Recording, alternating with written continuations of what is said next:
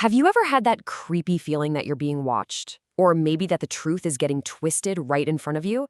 Well, for a man named Winston Smith, that's not just a feeling, it's his entire reality. So today, we're going to step right into his shoes and break down the chilling ways his world is controlled. So, how exactly does a regime like this keep its grip on power? Well, first, we'll look at the bleak, day-to-day life that Winston endures. Then, we're going to peel back the layers of control, from the ever-watchful eye of Big Brother to the government's straight-up war on truth and language.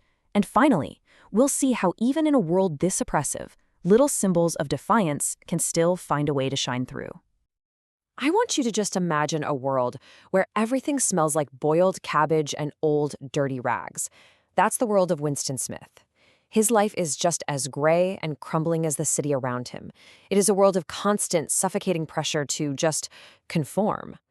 I mean, look at this. Winston's own body is basically a map of his society's decay. He's only 39, but he's frail. He's got this painful varicose ulcer. It's like a physical symptom of all the stress and deprivation. He lives in a place ironically called Victory Mansions, which is just a falling apart relic. And even the elevator is broken, which is this perfect daily reminder that in his world, you're not moving up. You're just on a slow, grinding trip to the bottom. So what's the source of all this decay and despair? Well, it's this all-seeing, all-powerful figure that just looms over every single part of Winston's life, Big Brother. Just try to imagine seeing this phrase everywhere you go, on every corner, in every hallway. It's not just some slogan, it's a constant nagging presence that worms its way right into your thoughts. In Oceania, you can't escape the eyes of Big Brother. It's his perpetual reminder that you are never ever truly alone. And this constant watching is made very real by something called the telescreen. It's a device that basically turns every single home into a prison cell. And the most terrifying part? You can never ever turn it off. You see, the telescreen is just a brilliant piece of psychological manipulation. It's bombarding you 24/7 with state propaganda, while at the very same time it's watching your every single move. It's a two-way street of total control where the party's voice is always in your ears and its eyes are always on you. So what's the result of all this? Well, it's the complete and total death of privacy. For Winston and for everyone else in Oceania, there is just no escape. Every word you say, everything you do, even the thoughts in your own head, are a potential crime. But surveillance is only one piece of the puzzle. If you really want to control people, you have to control their reality. And that's where the party's real genius for deception comes into play. They've built their entire government on a foundation of lies, starting with the very names of their ministries.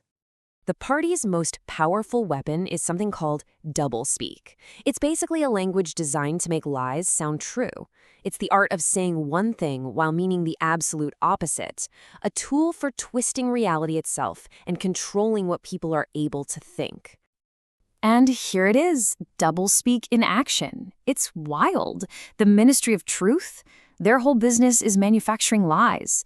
The Ministry of Peace, it's in charge of waging constant war.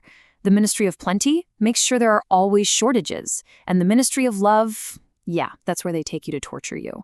The whole system is so twisted that the very words they use to describe it are lies.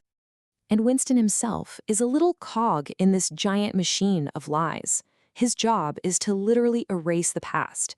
He takes any inconvenient truths and feeds them into what's called a memory hole. He is an active participant in his own country's amnesia. And this act of betrayal, day after day, just chips away at his soul.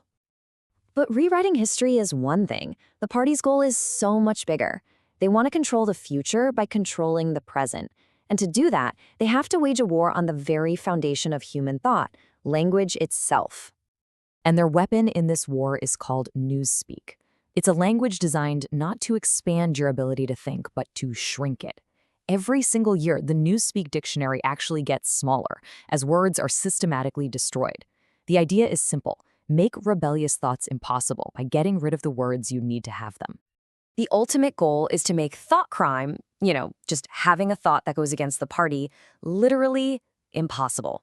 The party's logic is just chillingly simple. If you don't have a word for it, you can't think it. And if you can't think it, you can never rebel. But even in this prison of language, a little crack of light appears. Winston finds a forbidden object, a single page ripped from an old dictionary. And on it, he finds a word that has been totally erased from his world: freedom. And this one word, it's a complete revelation. It gives a name to that nameless ache he feels, that deep down feeling that something is just profoundly wrong with the world. It's a spark of hope. It confirms that another reality, a different way of living is actually possible, and it ignites this quiet, desperate rebellion inside of him. So once he has this word, this idea, his whole perception of the world starts to change. He begins to see these little symbols of defiance everywhere, in the most ordinary objects. These small, seemingly meaningless things become these powerful reminders of the human spirit's ability to resist. Take this, for example, the simple act of lighting a candle. In a world of cold, sterile, state-approved light, the flickering flame of a single candle becomes this radical act. It's a symbol of individual thought, a tiny spark of warmth and beauty, in a world that is just completely gray and uniform. So it really makes you wonder, right? What would you do if you were in Winston's shoes? When every tool of rebellion has been taken away from you, your privacy, your history, your own language, how in the world do you fight back? Winston's rebellion isn't fought with guns or bombs. It's fought with something so much more powerful: the truth. In a world where reality is always being twisted and changed, just the simple, unshakable belief that 2 + 2 = 4 is an act of supreme defiance. And that right there is Winston's ultimate crime. It's not treason. It's not trying to overthrow the government.